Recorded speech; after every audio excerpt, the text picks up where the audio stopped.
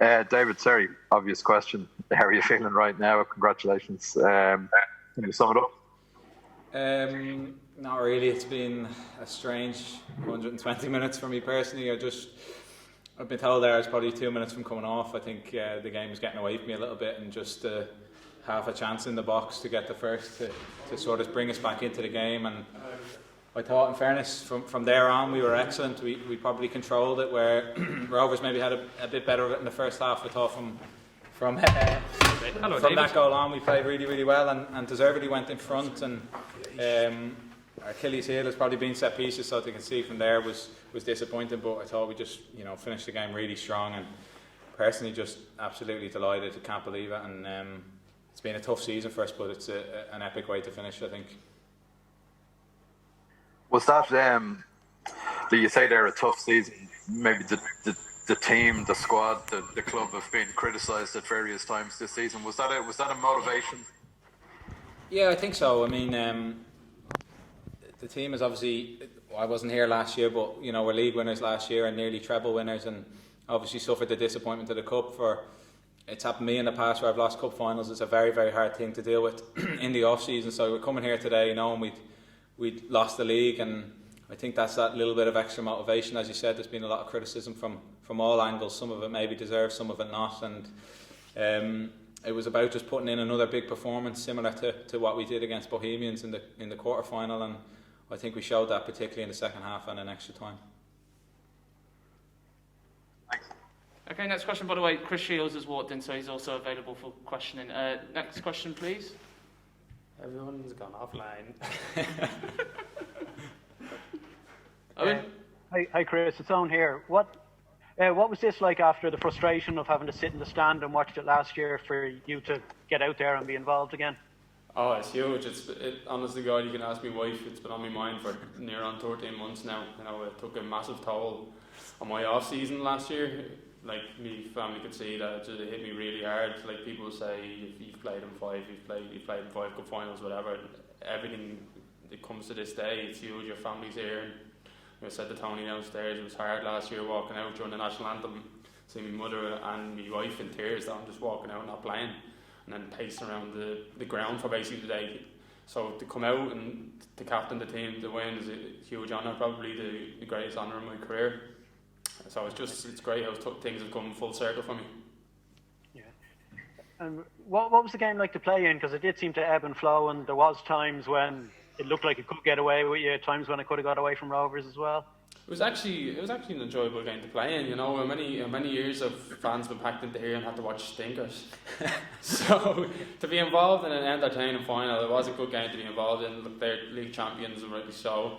So it was up to us as reigning champions from last year to show, look, we're not finished as a club, but we're not finished as a group of players, and it was like a statement of intent for us, and it was a good game. We could have obviously defend corners better. It's something we have to work on coming into the next season, but to show the attacking prowess that the man to me right here showed is phenomenal.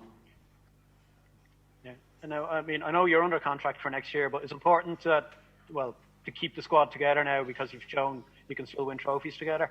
Absolutely. For a group of players that I'm told have had an awful year, to make Europa League group stages and the cup final win and secure European football for next year isn't too bad. Now it's up to the club to get contracts sorted and started soon. It's probably a shame that it's even been going on this late. So players, the whole group wants the contract sorted, because I think we showed today we're a tight knit group, and when you have a tight knit group and a good group of lads in the dressing room, that's half the battle. Yeah. All right. Thanks, Chris. You called. Next question, please. Emmett Malone. Hi, can you hear me? Yeah. Yeah, either of you really. Can I ask you how difficult it was to pick yourselves up after the other night? What was a difficult night in Malta? Can I go or go? You played. To be honest, it was probably one of the easiest ones to pick ourselves up from. But we are, to be brutally honest, I think the whole squad would have known that today was more important than the away game in Malta. Yeah. It would have taken, in our mind, a major miracle for us to get out of the group, so we would have been clutching our straws. we went out to mould it, trying to be as professional as we can. But look, they're a top quality side. But in the back of our minds now, we couldn't go in shouting and roaring and abusing each other, because today was far more important for us.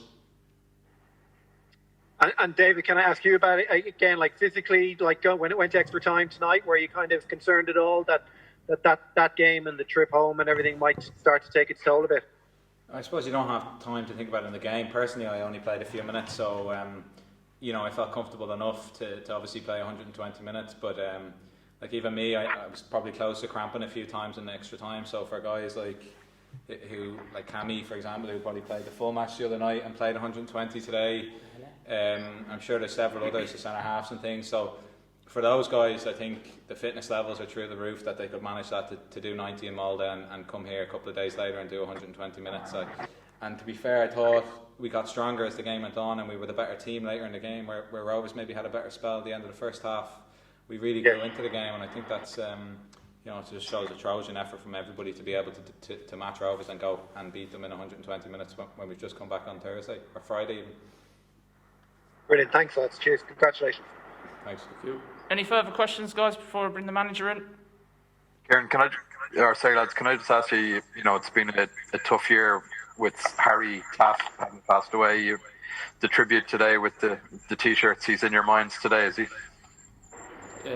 Yeah, definitely. He's always in our minds, because he was that prominent around the place. He was in before everyone, and I'm pretty sure he left after everyone left, because he'd be doing any job that needed around the pitch. He was there before Stephen came in. He was there when I first came into the club.